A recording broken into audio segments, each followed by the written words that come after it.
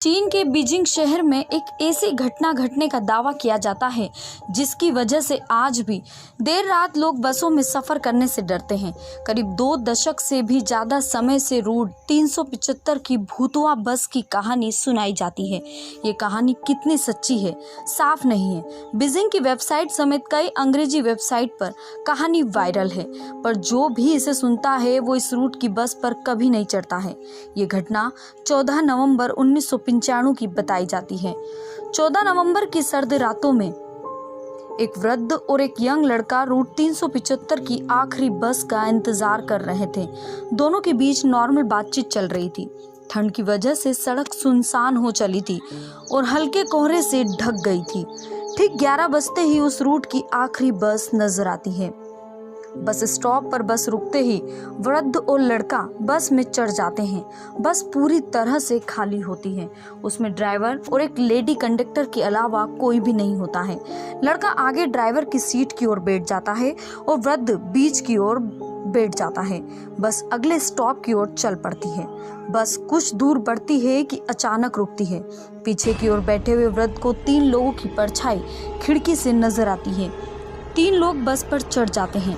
कम रोशनी के कारण वृद्ध को उनका चेहरा ठीक से नजर नहीं आता। बस वो ये देख पाता है कि 2 लोग अपने बीच किसी एक व्यक्ति को सहारा दे रहे हैं। उस व्यक्ति का सिर नीचे झुका हुआ होता है। वृद्ध को लगता है कि शायद वो व्यक्ति नशे में है। बस फिर चल पड़ती है। सुनसान रास्ते के साथ बस में भी शांति हो जाती है। बस चलती रहती है कि वृद्ध पीछे से उठकर आगे बैठे हुए नौजवान से बहस करने लगता है। ये वही लड़का था जो उसके साथ स्टॉप पर खड़ा था। वृद्ध की बदतमीजी से लड़का तिलमिला उठता है और बात हाथापाई तक आ जाती है। गुस्से में ड्राइवर बस रोककर दोनों को नीचे सुनसान में उतार कर चला जाता है। दोनों को उतारने के बाद वृद्ध वापस शांत हो जाता है। तभी लड़का उससे पूछता है कि वो उससे बेवजह क्यों झगड़ता है। तो वृद्ध उसका हाथ पकड़कर कहता है कि बेटा, मैं झगड़ा नहीं हूँ, मैंने तुम्हारी जान बचाई है। लड़का समझ नहीं पाता वो क्या कह रहा है।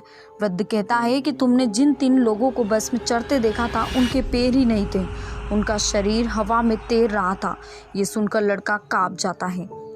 दोनों पास ही के पुलिस स्टेशन तक पैदल पहुंचते हैं और अपने साथ घटी घटना के बारे में बताते हैं। उनकी बात सुनकर पुलिस दोनों को पागल समझने लगती है। दोनों चुपचाप अपने घर निकल जाते हैं।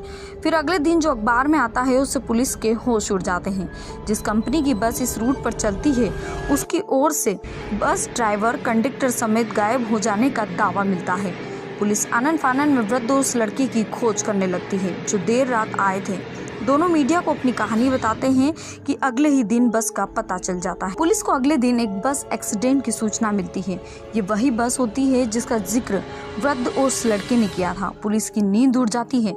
बस को पानी से निकाला जाता है तो खौफनाक दृश्य सामने आता है। उसमें से ड्राइवर कंडक्टर की लाशें मिलती है। इसके अलावा 3 बुरी तरह से सड़ी हुई लाशें भी मिलती हैं। साइंटिफिक टीम भौचक्की रह जाती है। उनके मुताबिक 48 घंटे के समय में कोई लाश इतनी बुरी तरह से खराब नहीं हो सकती, जबकि ड्राइवर और कंडक्टर लाशें ठीक स्थिति में थी। इससे इस बात को बल मिलता है कि वो 3 शरीर क्या सचमुच प्रेत आत्माएं थी। इतना ही नहीं, दावा ये भी किया जाता है कि जब पुलिस ने इस बस की जांच की तो उसके फ्यूल टैंक में डीजल की जगह खून भरा हुआ मिला। ये देख पुलिस विभाग भी परेशानी में पड़ गया। उन्हें भी लगने लगा कि उस वृद्ध और लड़के ने जो कहानी सुनाई थी वो सही थी। सबसे खौफनाक बातें थी कि बस आखिरी स्टॉप से 100 किलोमीटर आगे जिंगशॉन शहर के पास एक नदी में मिली थी, जबकि रिपोर्ट्स के मुताबिक बस में इतना डीजल ही नहीं था कि वो 100 किलोमीटर का सफर तय कर सके। रोजाना दिल दहला देने वाली घटनाओं को देखने के लिए हमारे चैनल को अभी सब्सक्राइब कीजिए।